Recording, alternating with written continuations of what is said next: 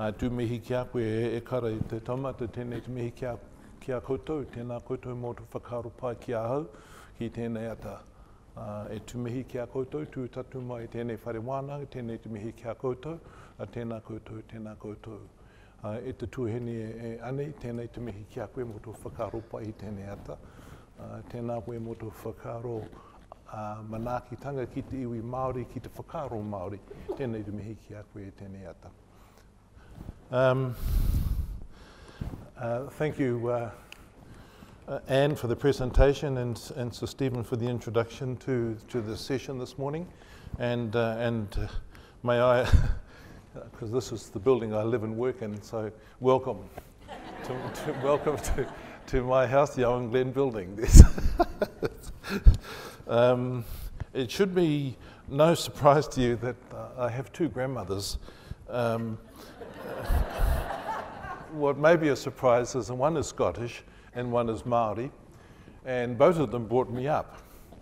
And so you shouldn't be surprised if I have a particular view of the English.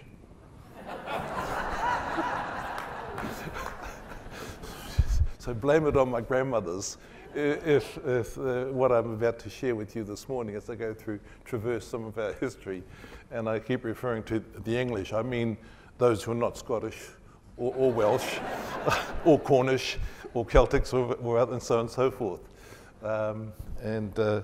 So I'm going to be talking about compassion to others, so I seek your compassion already as we go through this morning. But I've got to work out this machine. Here we go. There we go. Okay. I'm going to share some thoughts, philosophical thoughts on the notion of philanthropy, and look at it from the point of view of Māori gift exchange. And Ani has already introduced us to some key concepts already, and but the phrase I want to give focus to is this one called the Hau Tēnā o Tō Taonga, a remarkable philosophical piece of writing by a man called Tāmati Ranapiri, who lived in Otaki.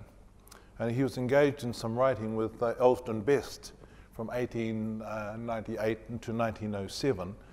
And he was explaining to Best some fundamentals of Māori philosophy. And what Best did was he changed the letter. He took out the word tō, taonga, and put in te taonga, thus changing the meaning of the expression. And I'll go into that a little bit later. But the person who picked it up correctly was a French sociologist, Marcel Mauss. And Marcel Mauss gave credit to Tāmati Ranapiri and to this, in English, a lot of writing on the spirit of the gift. And Marcel Mauss and the French philosophers and sociologists were all influenced by the writings of Tāmati Ranapiri, a man from Otaki, north of Wellington.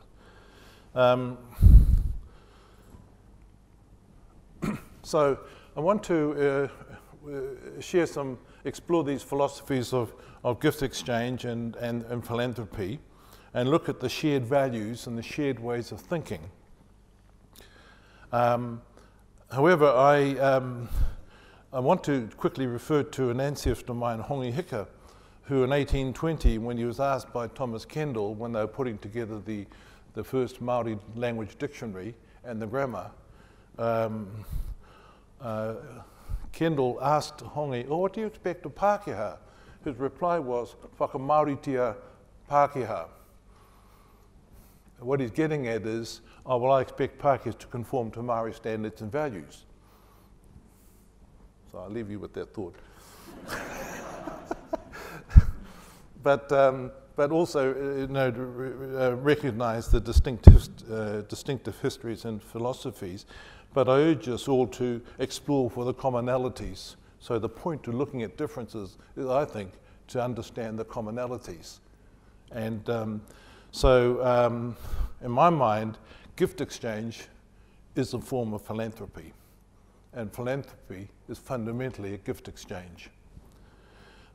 Today's philanthropy is therefore, in this framework, about gifting and reciprocity. I'm going to finish up with exploring about the restored capabilities of Māori in terms of economic development, and therefore new forms of philanthropy that are of significance to Māori. Right, and so this Polynesian framework that I'm alluding to now, and the Anglo philanthropies, you see I can't help the Scottish side, is a great risk of talking past each other, to coin a phrase of Joan Metch and others. But we do know from the history of English philanthropy that it is a product of Anglo-feudalism, and Anglo-feudalism is quite significantly different in some values levels with Scottish feudalism. But when we think of we know that its roots go back into the Elizabethan age, into the Victorian age, and there's a very deep tap roots of the Charitable Trust Act as we have it. Now, I'm highly critical of the current piece of legislation because of its history, and our parliaments refuse, in my mind. I'm saddened that they haven't yet come up with a piece of legislation that talks of philanthropy in Kiwi terms with Kiwi values. And after 200 years, you'd think we'd have a piece of legislation that would be able to talk about the Kiwiness of philanthropy. And we don't have to refer and find everything back in feudalism. So when we think of the Companies Act, the Not-for-Profit Act, the Charitable Trust Act, all of them are products of English feudalism, the consequences of feudalism. And so that sort of historical experience should be left where it started and not finish in New Zealand, in my mind. Right? It's a little bit of self-criticism. But in that case, where do we explore our current, our present situation and our future? Well, we explored in terms of where we live, and that is in Asia Pacific. And it's to Asia Pacific philosophies that we can now freely explore and own, if we so desire. There was no record of feudalism or class system throughout Polynesia. There's a different ranking system, yes, but not based on class, those who have and those who have not. You know, Māori we do not have an ancient word for poverty. There is a word pōhara, but that's a transliteration of poor fella.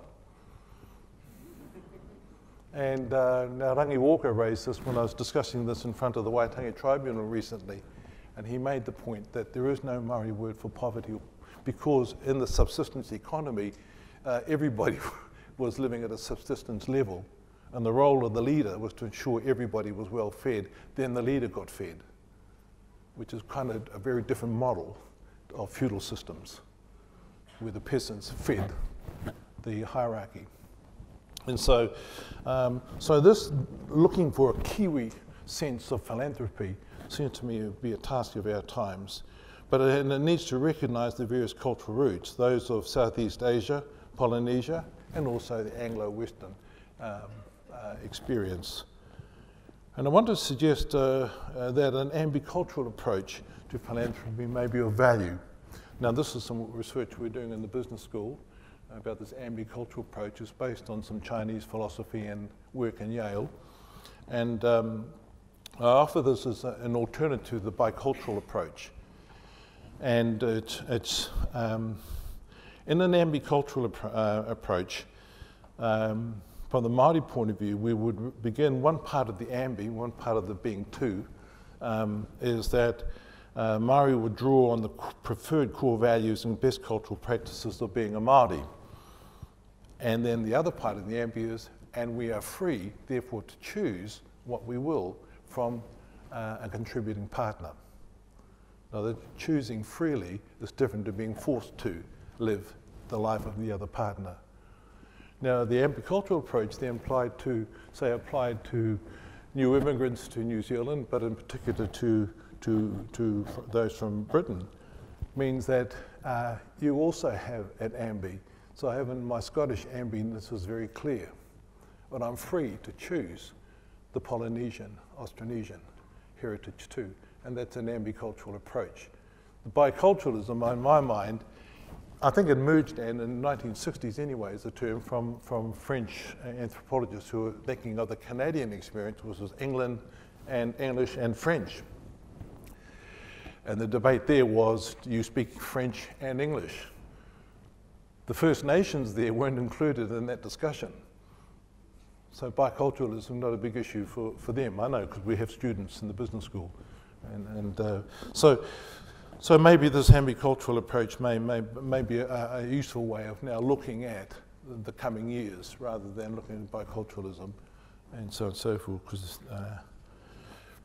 Okay. Now, some philosophy, Māori philosophy. So I call it the philosophy of Māoritanga. Māoritanga then is about the totality of a Māori way of life in its totality. That includes its economy. And it consists of four well-beings: spiritual, the environmental, kinship or family, and economic well-being. And these constitute this Austronesian, Polynesian, Māori understanding of philanthropy. All right?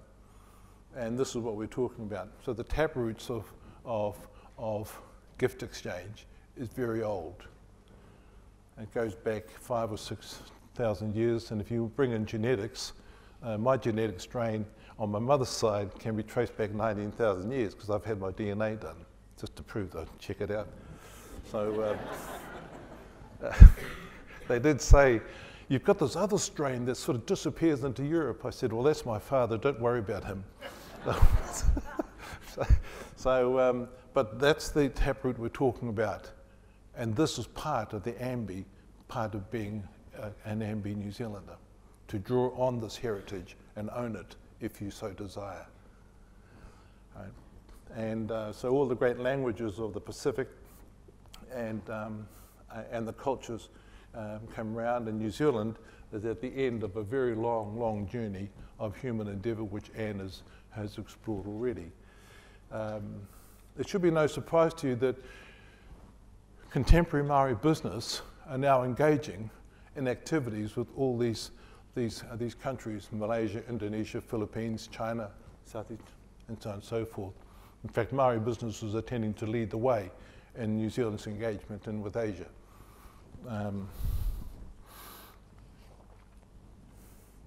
So some distinctive histories, life views, world views, and gift exchange is an ancient idea. You've got it there. Aotearoa Māori is of Asia, Pacific, and Polynesia, and it's ancient. Albert Schweitzer puts it nicely, I think, when he talks about a life view as a world view, and in that world view is a set of ethics. And the trick is to determine what constitutes one's worldview and what are the fundamental ethics and virtues that drive the worldview. And so in this sense, philanthropy is not a new idea or practice for this part of the world. It's evidenced in Māori encounter with Great Britain and its settlers since 1805. And just very quickly, in 1805, what's so significant about it? Well, in 1805, there was some significant meetings with Samuel Marsden in Parramatta. Parramatta existed before Sydney came into being. So, and Te Pāhi, Hongihika, and a whole raft of Māori leaders were living with Samuel Marsden in Parramatta. And there they were to study new forms of land tenure, new forms of farming, new technologies, sheep, cows, and they started bringing all these new commodities, products, technologies back into New Zealand in 1805. And Te Pāhi and Ruatara and people from the Bay of Islands were already exporting to Parramatta and providing food supplies for the new settlers from the UK. And so it was that Māori provided supplied Parramatta and Sydney with food. And that was when Māori exports started. And Hongihika, as I say, was a a leading light in all this. He was then after that, his period in Sydney, Hongi Hika was to then travel to England in 1820 and spent a semester at Cambridge University. So I think he qualifies as the first Māori to go to university. And what's so interesting about a semester? Well, in 1820, an English gentleman spent a semester at Oxford or Cambridge, and that was the topping off of their education. So I figure, well, if an English gentleman only has to do one semester at Cambridge, then a Māori in 1820 can do one semester and come out as a kind of a graduate. But he stayed at Queen's College, and has spoken about his life in England and what he learned. But the important thing here is that in his time in England, he was to meet the cabinet. He had many meetings with the Chancellor of the Exchequer, admirals and generals, and studied Britain and critiqued it and quite significantly. He was, Hongi met King George, and this was the start of the formal relationship between Māori and the kings and queens of England. And long before the treaty was signed, the treaty is an outcome of the handshake with King George IV in 1820.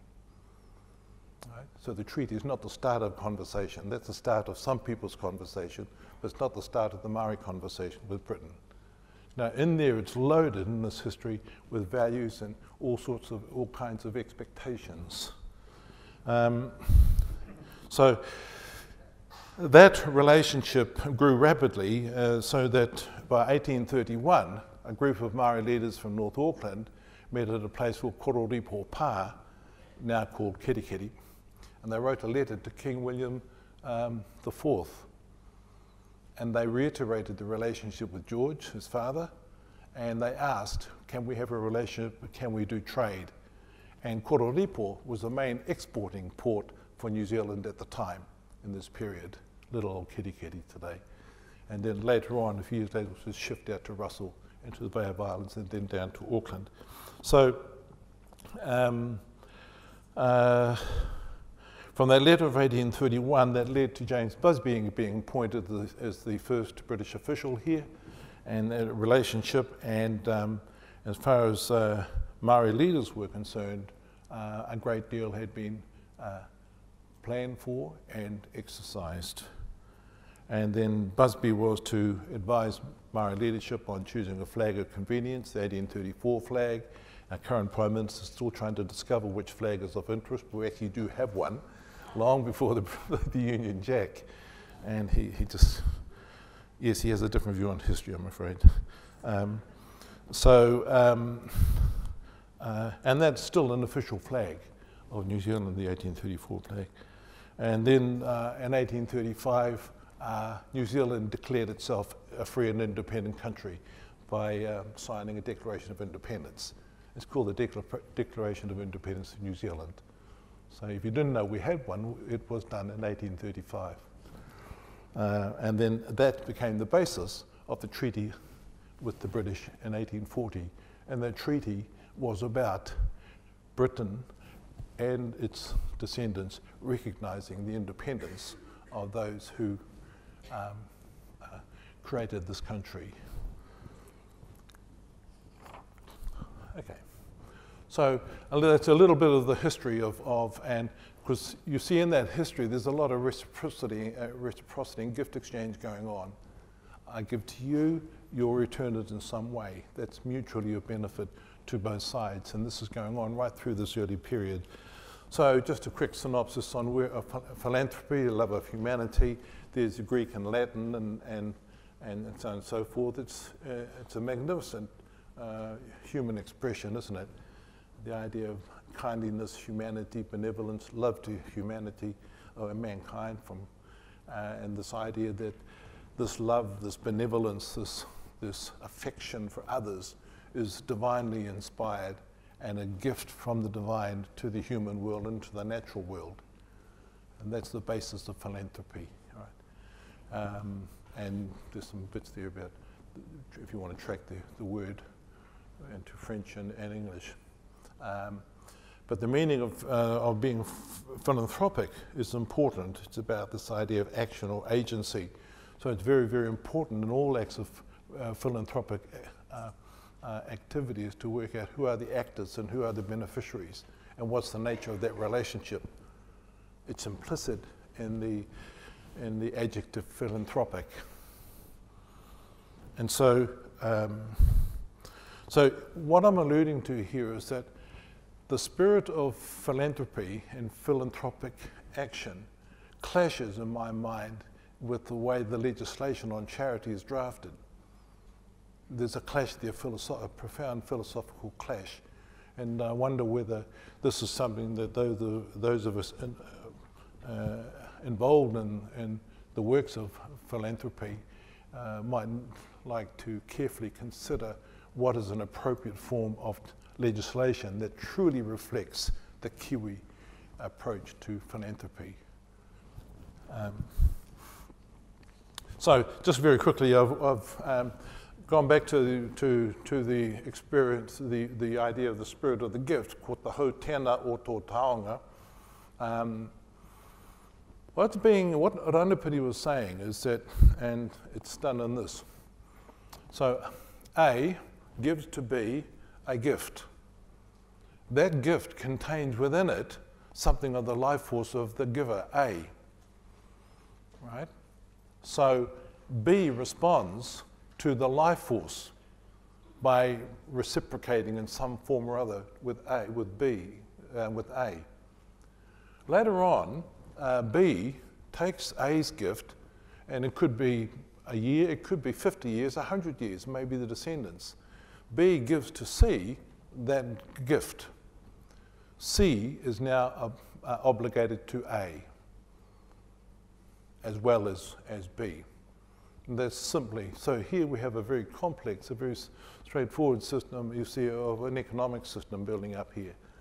And so these relationships are meant to be of long duration and sustainable and resilient, and all those words that we've been exploring the last couple of days. And so, and this kind of philosophy is a gift to us all, and it's there for our use if we so desire. Marcel Mauss was captivated by this notion, and he was the one who coined the expression in French. We translated it as the spirit of the gift. And so if we think of all gift exchange as an act of spirituality, then we bring another dimension to the gift exchange. And in the spirit, you see, the philanthropic or the exchange of ideas could be a great act of philanthropy done in the spirit. And there is no domination, nobody saying we're superior, you should do this, or anything like that. And so it brings on a different way of looking at human relationships. So how does a Māori look at this? Well, there are a whole swag of proverbial sayings, and I've only just picked two, but these are two very, very popular ones you'll hear every day on marae, and it's in songs that you'll hear. There's atawhai ki te tangata, manaki ki te tangata, and every Māori kid is brought up with this by their grandparents, told do this and do that. And it atawhai is to show a loving care, compassion towards another person. And that is your motivation that's your purpose of being. And also manaki is to show your love and care of other people. And this applies to individuals, it applies to groups, it applies to a way a nation looks at another nation in the same spirit.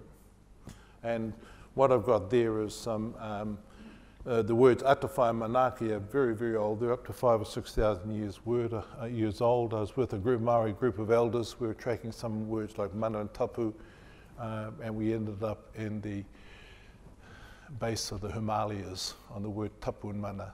It's in the Sanskrit, and we were able to trace it back to the Ganges River up in the Himalayas. These words are extremely old, but they're gifts to the nation for us to use. And there's some other aspects of Māori philosophy, and they all add up to what I've said there is a matrix of the spirit of the life force that's all embedded, embodied in a gift, a taonga.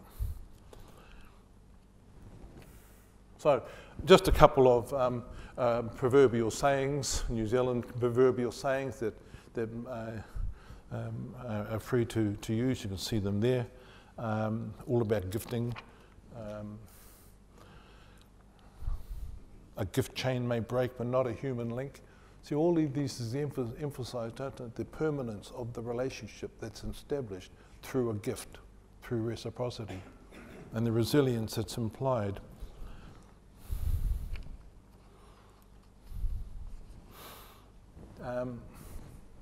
If you like carving, it's all embodied in these beautiful carvings. So you've got the three, or on this way, Māoris have this fetish about spirals, as you can see. But it's a good way of emphasising that humanity is embedded, located in nature, and humanity is also embedded and located in the cosmos. It's not the other way around.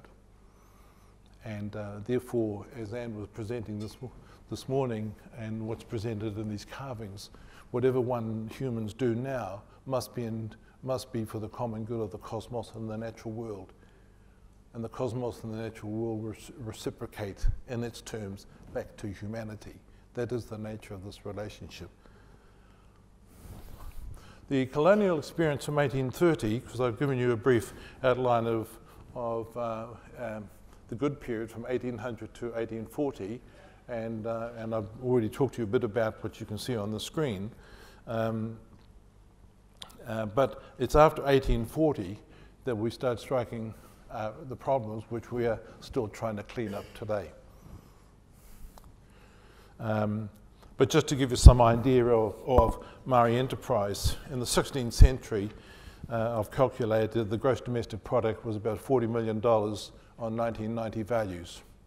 And that had grown by the 1820s to 42 million, right? So the Māori economy was beginning to prosper. It was, in its own time, one of the most developed economies in the world. That is why Britain was interested, not because we were poor, it's because we had wealth that Britain needed for its sustenance. Is that all right? And in the same context from period, if you added the wealth created by all the small Pacific islands from 1 AD up to 1820,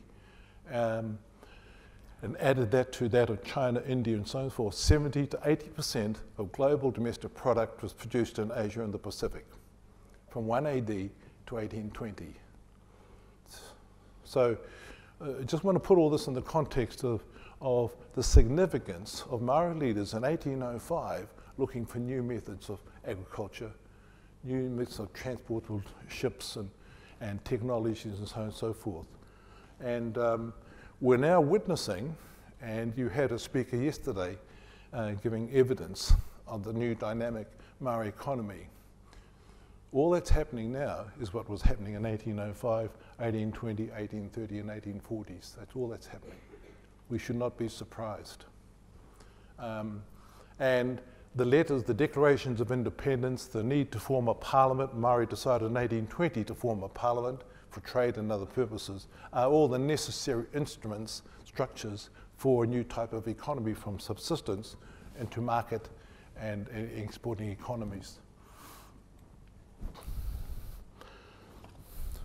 So in 1840, 100% Māori lived off the land, and all the new settlers were being fed by Māori well-being, by Māori purpose and funding. And it was the forced land sales and the confiscation of land from the 1850s onwards that led to the destruction of thriving tribal economies, the loss of production, wealth, abject poverty. And it's the abject poverty that led to the Māori death rates. It wasn't the diseases. The diseases were not the cause of the decline of the Māori population.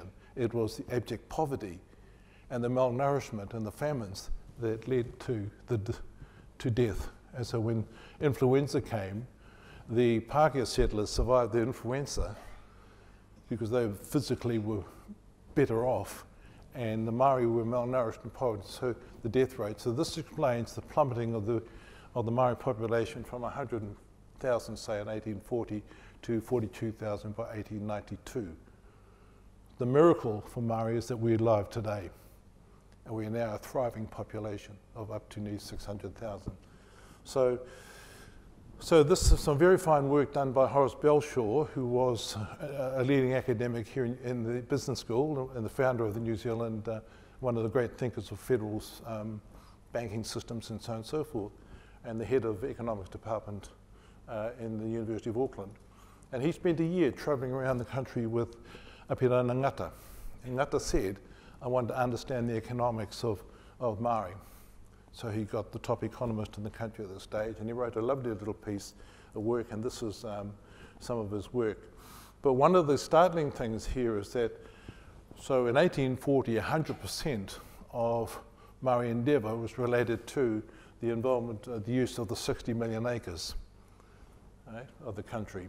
But by 1838, as he said, a quarter of the Māori population could only live on the land. So something dramatic had taken place. This forced Māori to become labourers. And so what we have today, the Māori economy is not based on the tribal estates. It's actually, its strength is in the wages and salaries earned by Māori in the workplace, in the labour market. That's the great wealth of Māori today, the human capital side of it.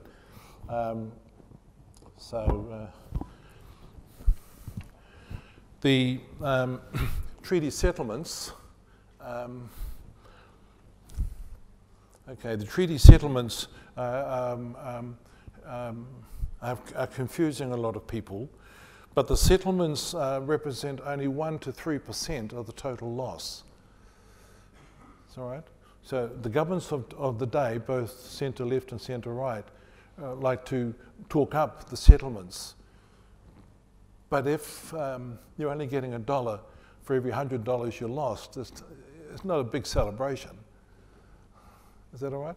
And so the expectations that just because, so Māori are building their wealth on the small return of, in terms of the settlements. So in my mind, I'm speaking as a development economist here, the settlements are not a major contributor to the Māori economy. It's human capital, Māori human capital, that's doing it. And the tribal estates are important for Māori purposes. And the Royal Commission on Social Policy looked at this carefully and sought from the Waitangi Tribunal what was the benefit to all immigrants since 1840 and what is it that they would be the beneficiaries of. And what the Royal Commission and the Tribunal found is that all immigrants are beneficiaries of the forced land sales and huge profits of the Crown. The Crown was buying land on the cheap, forcing prices down, and then selling it at 100, maybe 1,000% thing. You think of the land deals today, you would be happy to get a 1,000% return on your land. But that's what was going on in Auckland and other parts of the country. And those profits were used to pay for immigration schemes. So in effect, Māori were funding all the immigration schemes from 1840s right up to the 1950s and 60s, because the Crown was still trying to get more and more Māori land from Māori right up to the 1950s. All right? Now, this sorry history informs the Māori discourse. And never will this happen again is the kind of common thinking. So all Māori planning is cautious and it's very, very long term. We think out, I do 1,000-year plans with a lot of Māori groups now, which is only 30 generations. If you think of it just in terms of grandparents, it's not that many. So this, despite, all the immigrants have come into a country that has the infrastructures, highways, roads, harbours, airports, schools, all largely funded on Māori endeavour. And And so the treaty settlements have to be seen in this context. And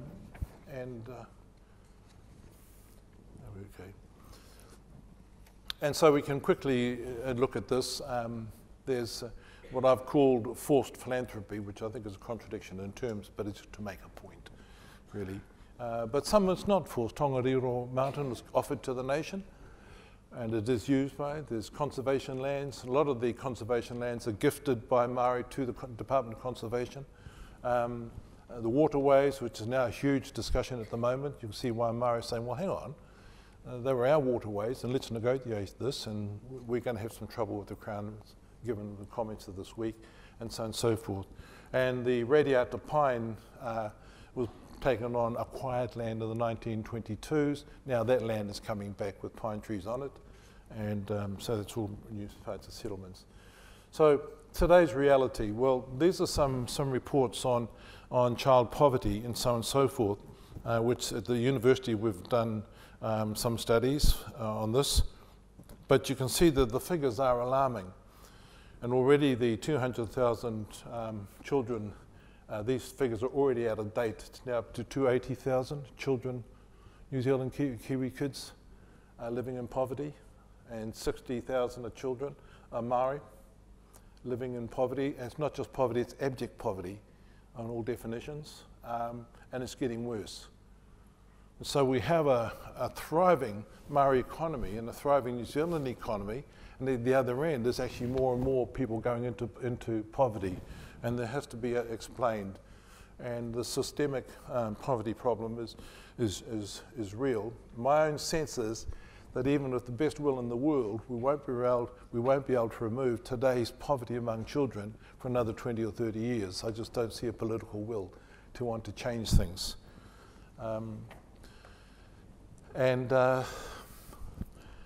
So in the spirit of gift and philanthropy, I think it raises interesting questions, doesn't it, about the structures of inequality which are now in place in New Zealand. And those structures affect, so if a child, those from 1 to 5, if they're in poverty now, they will be in poverty by the time they hit 15, because there's just not enough change taking place. And if a child of 1 year old is in poverty today, they didn't cause it.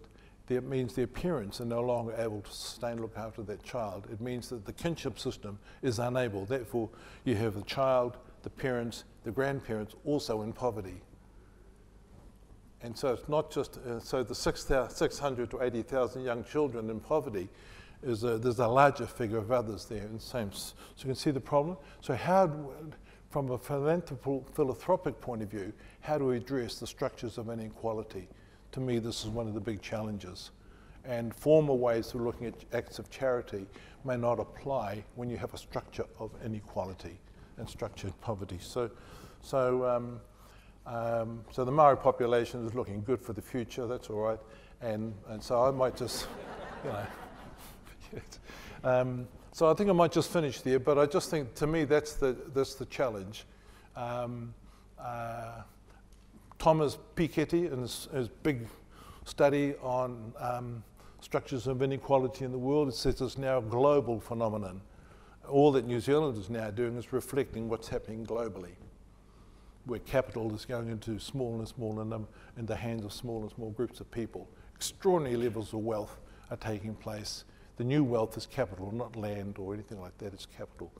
And so to me it opens up some exciting but tricky areas of philanthropy.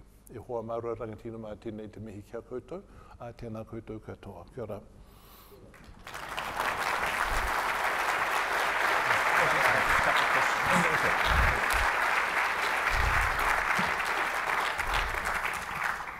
Thank you very much, Mānuka. People have been tweeting again. And we have a couple of quick questions. First one, many New Zealanders assume that as a result of treaty settlements, Māori should be able to solve all their social issues.